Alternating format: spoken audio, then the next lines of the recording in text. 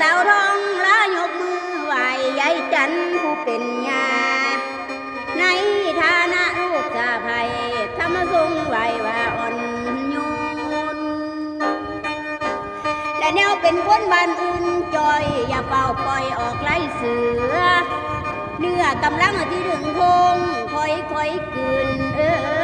มันลงท้อง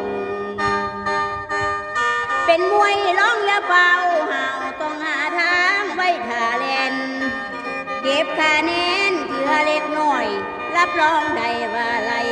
สิ่งยายจันว่าสะดิ้งนิ่งไว้ก่อนใจเย็นผัดเห็นไล่เสือดาวเจ้าที่นาว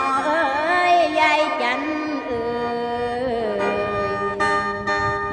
แต่เลยรำที่พาที่เอาความดีเว้ากับแม่แต่ก่อนเป็นแม่ออกทำน้ำเลี้ยงอยู่วันว่าและตอนนี้มานำจันคู่อายหมายมาเป็นลูกไผ่ยาละว่าจังใดละญาติจ๋าละว่าจังใดละญาติจ๋าท้องลาเว้ายังบ่อายส่วนลูกไส้ของเจ้าก็ตกลงแล้วทุกอย่างส่วนว่าแม่ของนางเบิ้นกาพร้อมยอมแล้วจังได้มาขอให้ย่าโปรดรับรู้หนูบ่แม่นคนไก่ลูกไผ่ย้ายเมียจันคู่บ่ได้เสียเงินจ้า